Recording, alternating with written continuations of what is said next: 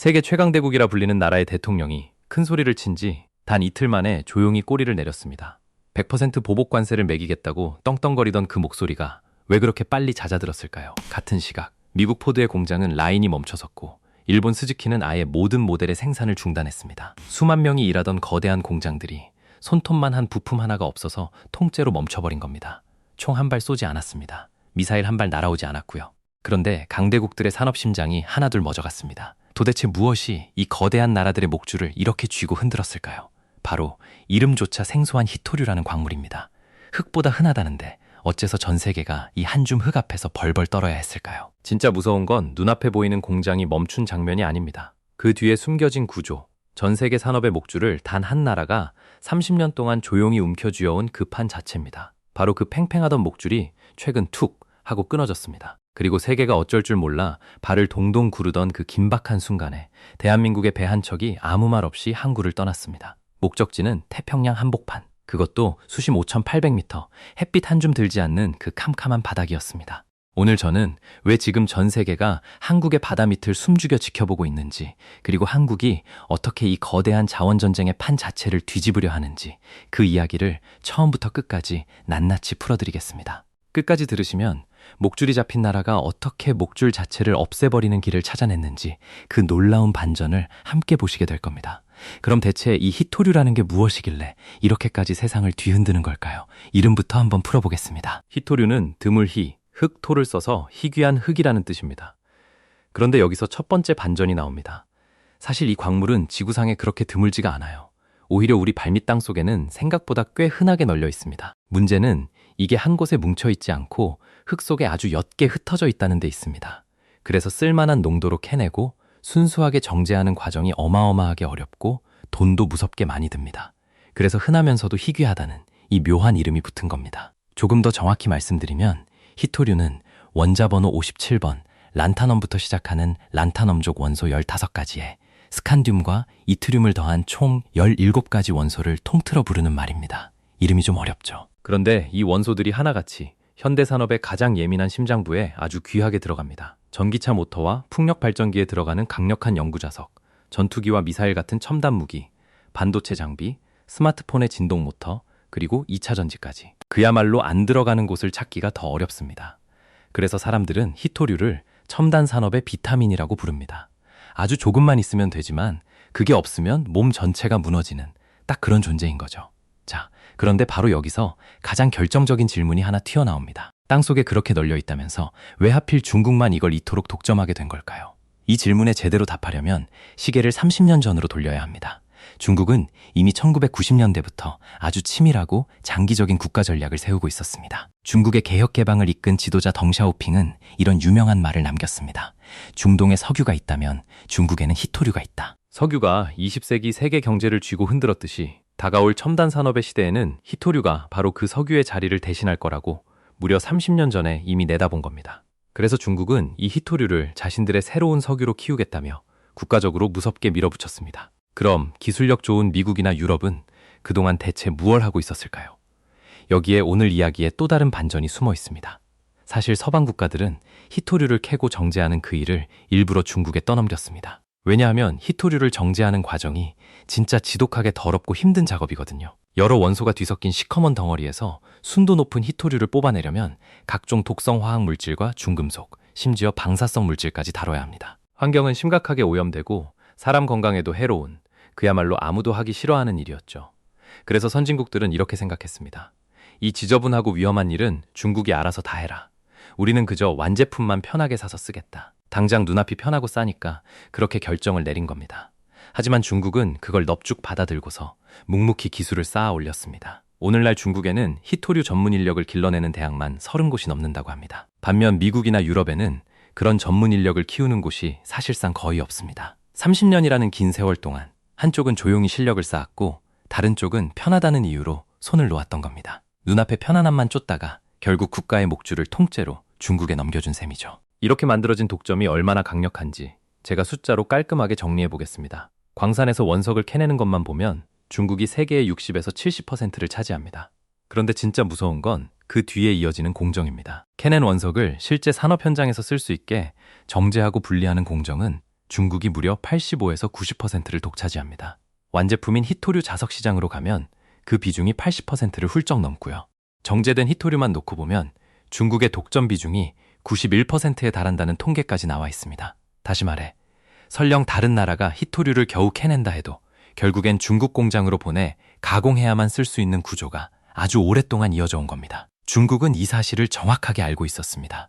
그리고 이걸 자기들만의 무기로 써왔죠. 미국이나 일본이 자신들을 압박할 때마다 중국은 히토류 수출을 조이는 카드를 꺼내 상대를 굴복시켰습니다. 총 한 발 쏘지 않고도 상대 나라의 거대한 공장을 멈춰 세울 수 있는 조용하지만 무시무시한 무기였던 셈입니다.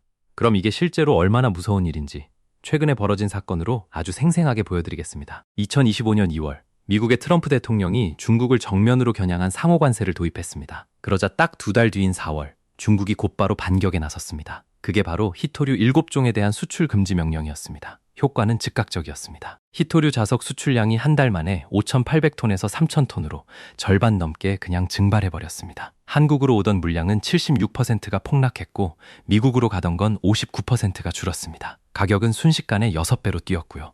결과는 참혹했습니다. 미국 자동차 회사 포드의 공장이 멈춰섰고 일본 스즈키는 아예 모든 모델의 생산을 중단해야 했습니다. 자동차 한 대에 들어가는 그 작은 자석 하나가 없어서 수만 명이 일하는 거대한 공장이 통째로 멈춰버린 겁니다. 자원을 무기로 쓴다는 게 어떤 것인지 이보다 확실하게 보여주는 장면은 없었죠. 여기서 정말 인상적인 장면이 하나 더 있습니다. 2025년 10월 중국이 히토류 수출 통제를 추가로 발표하자 트럼프 대통령은 즉각 중국을 맹비난하며 100% 보복 관세를 매기겠다고 으름장을 놓았습니다. 그런데 어떻게 됐을까요? 그는 단 이틀 만에 태도를 확 바꾸고 말았습니다. 세계 최강대국의 대통령조차 이 조그만 광물 앞에서는 큰 소리를 오래 낼 수가 없었던 겁니다. 이 한 장면이야말로 히토류가 미국의 아킬레스건, 즉 가장 치명적인 약점이라는 걸 적나라하게 드러냈다는 분석이 나왔습니다. 미국이 왜 이렇게까지 쩔쩔맬 수밖에 없는지 조금 더 들여다보면 상황은 진짜 심각합니다. 미국은 히토류 생산량으로만 따지면 세계 2위이긴 합니다. 그런데 안타깝게도 캐낸 원석의 대부분을 다시 중국으로 보내 가공해야만 합니다.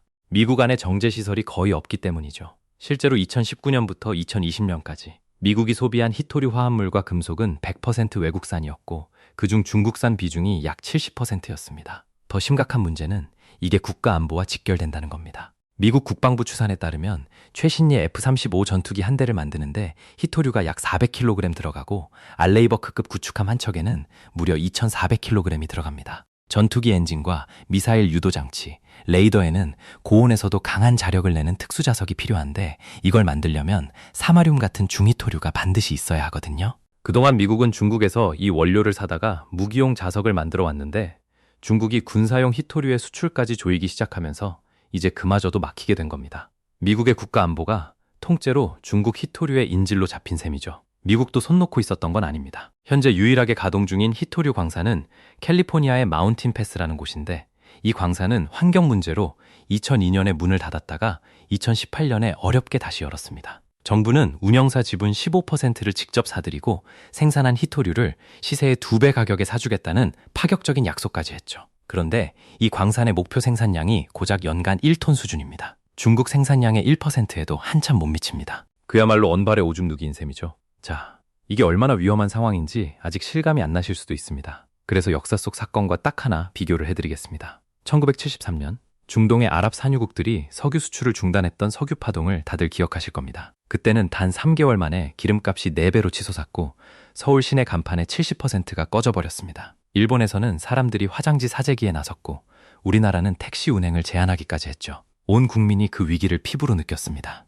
그런데 이상하죠. 2025년 히토류 수출 통제는 그때만큼 우리가 확 체감하지 못했습니다. 왜 그럴까요? 이유는 자원의 성격 차이에 있습니다. 석유는 매일매일 태워 쓰는 에너지라 재고가 떨어지면 그날로 생활이 마비됩니다. 반면 히토류는 제품을 만들 때 쓰는 원료라서 기업들이 보통 몇 개월치 재고를 미리 쌓아둡니다. 그래서 중국이 수출을 막아도 지금 당장은 우리 눈에 괜찮아 보이는 겁니다. 하지만 바로 이게 더 무서운 지점입니다. 그 쌓아둔 재고가 바닥나는 순간 진짜 위기가 시작되거든요. 지금 우리가 느끼는 이 평온함은 사실 태풍 직전의 고요함에 가깝습니다. 전문가들이 이번 사태를 두고 석유 파동보다 더 위험할 수 있다고 경고하는 이유가 바로 여기에 있습니다. 석유는 그래도 여러 나라에서 나오지만 히토류 가공은 사실상 중국 하나에 목줄이 잡혀 있으니까요.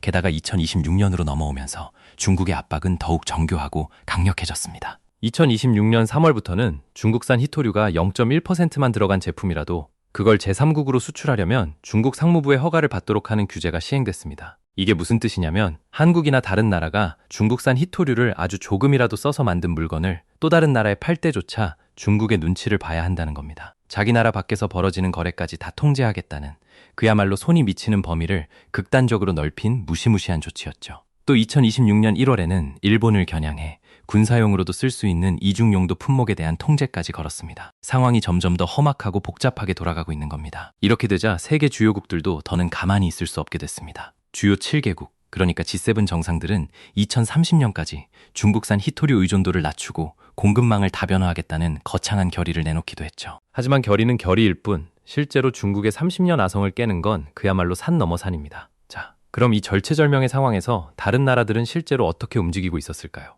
가장 발빠르게 그리고 필사적으로 움직인 나라 중 하나가 바로 우리 옆나라 일본입니다. 사실 일본은 이 희토류 문제로 과거에 아주 크게 대인 경험이 있거든요. 2010년 센카쿠 열도를 두고 영유권 분쟁이 벌어졌을 때 중국이 일본으로 가는 희토류 공급을 딱 끊어버렸습니다. 그러자 일본의 자동차를 비롯한 핵심 산업이 큰 타격을 입었죠. 이때 뼈저리게 당한 일본은 그 뒤로 나라가 총력전을 펼쳤습니다. 희토류 사용을 줄이는 신기술과 대체 물질을 개발하고 버려지는 전자제품에서 희토류를 회수하는 재활용 기술에 대대적으로 투자했으며 호주 같은 해외 광산의 지분을 사들이고 희토류를 미리 비축해두기도 했습니다. 이런 눈물겨운 노력 끝에 일본은 2010년 당시 90%가 넘던 중국 의존도를 최근 60% 수준까지 끌어내렸습니다. 정말 엄청나게 애쓴 겁니다. 하지만 60%도 여전히 높은 수준이에요. 그런데 최근 상황이 또 험악해졌습니다. 2025년 11월 일본의 다카이치 총리가 대만 유사시, 그러니까 중국이 대만을 공격할 경우 일본이 군사적으로 개입할 수 있다는 취지의 발언을 내놓은 겁니다. 중국은 당연히 경로했고 또다시 희토류 보복 카드를 강하게 꺼내들었습니다. 중국이 일본으로 보내던 희토류 수출이 80%나 급감했다는 이야기까지 나왔죠. 이렇게 되자 일본은 마음이 급해졌습니다. 남에게 기대다가는 언제든 또 목줄이 잡힐 수 있으니 아예 우리 바다에서 직접 캐내자, 이렇게 결심한 겁니다. 그래서 일본이 눈을 돌린 곳이 도쿄에서 무려 1800km나 떨어진 미나미토리 섬 인근의 깊은 바다였습니다. 일본은 2013년에 이미 이 근처 바다 밑에 희토류가 고농도로 섞인 진흙이 있다는 걸 발견했고 최소 1600만 톤가량이 묻혀있다고 추산한 바 있습니다. 이건 나라별 매장량으로 따지면 중국, 브라질에 이어 세계 3위 수준이에요. 엄청난 양이죠. 그리고 2026년 일본은 마침내 행동에 나섰습니다. 400억엔, 우리 돈으로 약 3,760억 원이라는 막대한 돈을 들여 진흙을 캐내는 특수 파이프와 파쇄 장비를 개발했고요. 탐사선에 승선원 약 150명을 태워 미나미토리 섬 앞바다로 보냈습니다. 그리고 수심 약 5,700m, 그 깊은 바닥에 거대한 파이프를 꽂아 희토류가 섞인 진흙을 끌어올리는 데 성공했다고 발표했습니다. 해저 6,000m급에서 퇴적물을 캐낸 건 세계 최초라고 하니 기술적으로는 정말 대단한 성과인 게 맞습니다. 일본 정부는 여기서 하루 최대 350톤씩 진흙을 끌어올려 2028년까지 상업성이 있는지를 분석하겠다는 원대한 계획을 세웠습니다. 그런데 말이죠. 바로 이 대목에서 아주 흥미로운 반전이 있습니다. 일본이 이렇게 3,760억 원을 쏟아부으며 세계 최초라고 자랑했는데 정작 이게 돈이 될지는 아무도 장담을 못한다는 겁니다. 왜냐하면 희토류는 캐내는 것도 어렵지만 진짜 어려운 건 그 다음 단계인 정제거든요. 예를 하나 들어볼까요? 브라질은 희토류 매장량이 세계 2위인데 실제 생산량은 1년에 10,000톤도 안 됩니다. 중국이 1년에 20만 톤 넘게 생산하는 것과 비교하면 10분의 1에도 못 미치는 수준이죠. 땅속에 묻혀있는 것과 그걸 실제로 캐서 정제에 쓸 수 있게 만드는 건 완전히 다른 이야기라는 겁니다. 오죽하면 중국의 관영 매체인 환구시보가 상업적으로 성공할 가능성이 희박한 프로젝트라고 대놓고 깎아내렸을 정도입니다. 물론 경쟁국을 견제하려는 말이긴 하지만 아주 근거 없는 이야기는 아니라는 게 전문가들의 평가입니다. 자, 그럼 이쯤에서 오늘 이야기의 진짜 주인공, 대한민국이 등장할 차례입니다. 우리나라의 사정도 사실 일본 못지않게 절박했습니다. 한국은 희토류를 사실상 전량 수입에 의존하고 있고요. 특히 전기차 모터의 핵심인 영구자석에 들어가는 네오디뮴, 이건 중국 의존도가 무려 88%에 달합니다. 앞서 중국이 수출을 조였을 때 한국으로 오던 물량이 76%나 폭락했다고 말씀드렸죠. 우리에게도 이건 남의 일이 아니라 발등에 떨어진 뜨거운 불이었던 겁니다. 그래서 한국이 선택한 길이 바로 바다였습니다. 그런데 여기서 한국의 접근 방식이 일본과는 좀 달랐습니다. 일본이 자국의 배타적 경제 수역, 그러니까 자기 앞바다 안에서 캐내는 데 집중했다면 한국은 아예 어느 나라의 것도 아닌 공해, 즉 전 세계가 나누어 쓰는 국제바다를 과감히 노렸습니다. 이 공해의 해저 자원은 국제해저기구, 줄여서 ISA라는 국제기구가 관리하는 인류 공동의 유산인데요. 핵심은 이겁니다. 먼저 정밀한 데이터를 확보해서 여기 자원이 있다는 걸 과학적으로 입증하는 나라가 그 지역을 독점적으로 탐사할 권리를 갖게 된다는 거예요. 쉽게 말해 먼저 지도를 그리는 사람이 그 땅의 주인이 되는 게임인 겁니다. 남들이 자기 앞마당만 좁게 파고 있을 때 한국은 아예 주인 없는 광활한 벌판으로 눈을 돌린 거죠. 이 게임에 뛰어들기 위해 한국이 야심차게 준비한 무기가 바로 최첨단 물리탐사연구선 탐해 3호입니다. 이 배는 177억 원의 국비를 들여 만든 길이 92m에 6,862톤급의 거대한 탐사선인데요. 우리나라 앞바다부터 대양, 심지어 극지방까지 전 세계 어느 바다에서든 해저 자원을 탐사할 수 있는 최고 수준의 능력을 갖췄습니다. 이전 모델인 탐해 2호와 비교하면 성능이 그야말로 확 뛰었어요. 조금 어려울 수 있으니 아주 쉽게 설명해 드리겠습니다. 이 배는 바다 밑을 들여다보기 위해 스트리머라는 아주 긴 줄을 배 뒤에 끌고 다닙니다. 이 줄에는 음파를 감지하는 센서가 촘촘히 박혀 있어서 배에서 소리를 쏘면 바닥에서 반사되어 올라오는 소리를 잡아 지층 구조를 그려냅니다. 마치 박쥐가 초음파로 어둠 속을 보는 것과 비슷한 원리죠. 탐해 2호가 이 줄이 짧아 마치 엑스레이로 대충 들여다보는 수준이었다면 탐해 3호는 무려 8.1km에 달하는 긴 줄에 648개의 센서 채널을 달아 고해상도 CT로 몸속을 정밀하게 촬영하듯 바다 밑을 선명하게 들여다볼 수 있게 됐습니다. 게다가 해저 진흙을 15m 깊이까지 파낼 수 있는 장비도 갖췄고 배 안에 실험실까지 있어서 캐낸 시료를 그 자리에서 바로 분석할 수 있습니다. 여기서 잠깐, 이 배가 겨냥한 수심 5,800m가 얼마나 깊은지 실감이 안 나실 텐데요. 세계에서 가장 높은 산인 에베레스트가 8,848m입니다. 그러니까 5,800m라는 건 웬만한 큰 산 하나를 통째로 물속에 거꾸로 담가도 꼭대기가 안 보일 만큼 깊은 그야말로 캄캄한 심연입니다. 햇빛 한 줌 들지 않고 수압이 어마어마해서 사람은 특수 장비 없이는 단 1초도 버틸 수 없는 세계죠. 바로 그런 곳의 바닥을 한국의 배가 정밀하게 훑고 다닌 겁니다. 2025년 7월 14일 탐해 3호가 진해항을 떠나 서태평양의 공해로 향했습니다. 목표는 단 하나, 그 깊은 바닥 진흙 속에 숨어있는 희토류를 찾아내는 것이었죠. 사실 한국지질자원연구원은 이 항해를 위해 2020년부터 4년 동안 아주 치밀하게 준비를 해왔습니다. 태평양 바다 및 진흙에 희토류가 얼마나 있는지, 그리고 왜 하필 그곳에 많이 쌓였는지를 미리 연구했고, 그 결과 중희토류, 그러니까 더 귀하고 값진 종류의 희토류가 풍부한 지역을 미리 점찍어 두었던 겁니다. 그냥 무작정 바다로 나간 게 아니라 철저한 데이터를 바탕으로 정확한 지점을 겨냥한 거죠. 그리고 마침내 결과가 아주 좋게 나왔습니다. 탐해 3호는 수심 5,800m, 그 캄캄한 심해 바닥에 파이프를 꽂아 진흙을 끌어올렸습니다. 그리고 그 안에서 최대 3,100ppm, 평균 2,000ppm이 넘는 고농도 희토류를 확실하게 확인했습니다. ppm이라는 단위가 낯설 수 있는데 쉽게 말해 진흙 100만 개의 알갱이 중에 희토류 알갱이가 몇 개나 들어있느냐를 나타내는 겁니다. 이 정도면 심해의 희토류 중에서는 상당히 높은 농도라고 평가받습니다. 그런데 이번 성과에서 정말 대단한 건 단순히 희토류를 찾았다는 사실 그 자체가 아닙니다. 진짜 핵심은 바로 이겁니다. 연구팀은 8.1km짜리 스트리머로 방대한 지층 데이터를 모아 희토류가 몰려있을 만한 지질 환경을 미리 콕 집어냈고, 그렇게 고른 3개의 시추 지점에서 단 하나도 빗나가지 않고 전부 고농도 시료를 건져 올렸다는 겁니다. 타율 100%였던 거죠.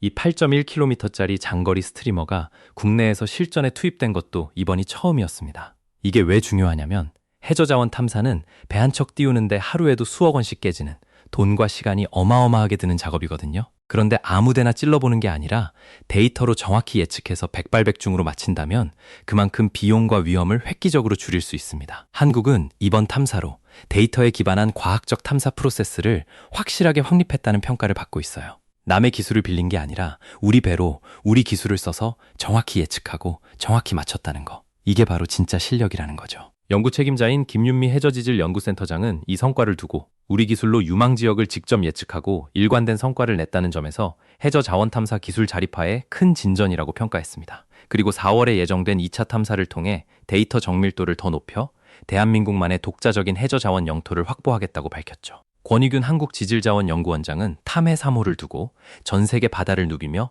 자원 주권을 확보하는, 대한민국 자원 안보를 수호하는 핵심 전략 자산이라는 표현까지 썼습니다. 여기서 여러분이 궁금해하실 만한 점을 짚고 넘어가겠습니다. 그래서 한국이 일본을 이겼다는 거야. 사실 이건 단순하게 이겼다 졌다로 나눌 문제는 아닙니다. 일본은 자기 앞바다에서 실제로 진흙을 끌어올려 채굴 실증 단계까지 갔고, 한국은 공해에서 정밀 탐사로 자원의 존재와 위치를 과학적으로 확정하는 단계에 있으니 서로 접근하는 방식과 무대가 다른 거죠. 다만 한국의 방식이 가진 강점은 분명합니다. 어느 나라의 것도 아닌 넓은 공해를 남보다 먼저 정밀하게 조사해서 독점 탐사권을 확보하는 길을 열었다는 점. 그리고 그걸 순수 우리 기술로 해냈다는 점입니다. 이건 앞으로 두고두고 큰 자산이 될 수 있습니다. 그런데 사실 한국이 준비한 반격 카드는 바다 하나만이 아니었습니다. 여기서 또 하나의 놀라운 이야기가 숨어 있습니다. 한국은 바다 밑에서 히토류를 찾는 것과 동시에 아예 히토류를 쓰지 않는 자석을 만드는 기술에도 과감하게 도전하고 있습니다. 무슨 말이냐면 문제의 근원인 히토류 자체가 필요 없게 만들어버리자는 아주 영리한 발상이죠. 한국재료연구원의 연구팀은 히토류에 의존하지 않는 차세대 영구자석, 이른바 망간과 비스무트를 이용한 자석을 개발하는 데 성공했습니다. 그것도 세계 최고 수준의 성능으로 말이죠. 이 자석은 오래전부터 히토류 대체 소재로 주목받았지만 만들기가 정말 까다로웠습니다. 자석으로 만들려면 특정한 구조를 유지해야 하는데 뜨거운 열을 가해 단단하게 굳히는 과정에서 쉽게 산화되거나 성질이 망가져 버렸거든요. 이걸 쉽게 비유하자면 밀가루 반죽을 너무 뜨거운 물에 넣으면 형태 없이 흐물흐물 풀어져 제대로 된 반죽을 만들 수 없는 것과 비슷한 원리입니다.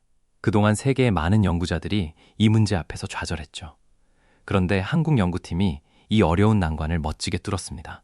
낮은 온도에서도 단단하게 굳히는 새로운 공정을 설계해 세계 최고 수준의 성능을 안정적으로 구현해낸 거예요. 게다가 굳힌 뒤에도 성질이 망가지지 않아 대량 생산까지 가능하다는 점에서 기술적 가치가 아주 높습니다. 이 기술은 현재 자석 전문 기업인 노바텍에 이전돼 상용화를 차근차근 준비하고 있는데요. 만약 성공한다면 세계 최초로 히토류가 없는 자석이 실제 산업에 쓰이는 기념비적인 사례가 될 거라고 합니다. 이게 왜 중요할까요? 여러분, 한번 곰곰이 생각해 보세요. 바다 밑에서 히토류를 캐내는 게 더 많은 자원을 확보하는 길이라면 히토류가 필요 없는 자석을 만드는 건 아예 자원에 매달리지 않아도 되는 근본적인 길입니다. 한쪽은 공급을 늘리고 다른 쪽은 수요 자체를 원천적으로 없애는 거죠. 한국은 이 두 갈래 길을 지금 동시에 야무지게 걷고 있는 겁니다. 중국이 아무리 히토류로 목줄을 조여도 애초에 그 자석이 필요 없다면 목줄 자체가 무의미해지니까요. 물론 그렇다고 마냥 장밋빛 미래만 펼쳐진 건 아닙니다. 정직하게 말씀드리면 아직 넘어야 할 산이 많이 남아 있습니다. 우선 앞서 여러 번 강조했듯이 히토류는 캐내는 것보다 정제하는 게 훨씬 어렵고 심해에서 상업적으로 캐내는 기술은 아직 세계 어디에서도 완벽하게 완성되지 않았습니다. 한국의 이번 탐사도 6년에 걸친 장기 프로젝트에 이제 겨우 첫 단추를 끼운 시작 단계입니다. 그리고 또 하나 꼭 짚어야 할 문제가 있습니다. 바로 환경입니다. 깊은 바다 밑을 마구 파헤치는 심해채굴은 그곳에 사는 생물과 생태계를 파괴할 수 있다는 우려가 국제사회에서 강하게 제기되고 있어요. 수천만 년 동안 아무도 손대지 않았던 심해 바닥을 긁어내면 우리가 아직 알지도 못하는 수많은 생명이 사라질 수 있다는 겁니다. 그래서 실제로 2026년 3월에 열린 국제해저기구 회의에서는 심해 채굴 규정을 만들려다가 회원국들의 의견이 첨예하게 엇갈려 결국 채택이 무산됐습니다. 그린피스 같은 환경단체들은 아예 심해 채굴을 당분간 전면 중단하자는 모라토리엄을 강력하게 요구하고 있죠. 자원 확보라는 명분과 환경보호라는 가치가 팽팽하게 맞서는 아주 예민한 영역인 겁니다. 자, 그럼 이제 오늘 이야기의 결론을 내려보겠습니다. 이건 단순히 광물 좀 찾았다는 흔한 뉴스가 아닙니다. 오랫동안 자원 없는 나라라는 서러운 꼬리표를 달고 살아온 대한민국이 이제는 육지가 아닌 바다에서 그리고 남의 자원에 매달리지 않는 기술에서 그 판을 통째로 뒤집을 열쇠를 손에 쥐기 시작했다는 신호입니다. 중국이 육지의 히토류로 전 세계를 조용히 압박하는 지금 한국은 그 누구도 손대지 못했던 깊은 바닷속에서 그리고 첨단 소재 연구실에서 완전히 새로운 답을 찾고 있습니다. 목줄이 잡힌 채 끌려다니는 대신 아예 목줄이 필요 없는 새로운 길을 스스로 개척하고 있는 겁니다. 그 길은 결코 쉽지 않을 겁니다. 기술적 난관도, 비용 문제도, 환경 논란도, 국제 경쟁도 만만치 않겠죠. 6년이라는 긴 항해의 끝에 무엇이 기다리고 있을지는 지금 아무도 모릅니다. 하지만 분명한 건 하나입니다. 대한민국은 더 이상 남의 손에 자기 운명을 맡기지 않겠다고 행동으로 선언했습니다. 없으면 바다 밑까지 뒤져서라도 찾아내고 그마저 안 되면 아예 필요 없게 만들어버리겠다는 그 끈질긴 뚝심. 깊은 바닷속 5,800m, 그 어둠 속에서 건져 올린 작은 진흙 한 줌. 그것이 어쩌면 아무것도 가진 것 없던 나라가 맨손으로 길을 만들어 온 그 역사의 또 하나의 시작일지도 모릅니다. 그리고 그 항해는 지금 이 순간에도 태평양 어딘가에서 계속되고 있습니다.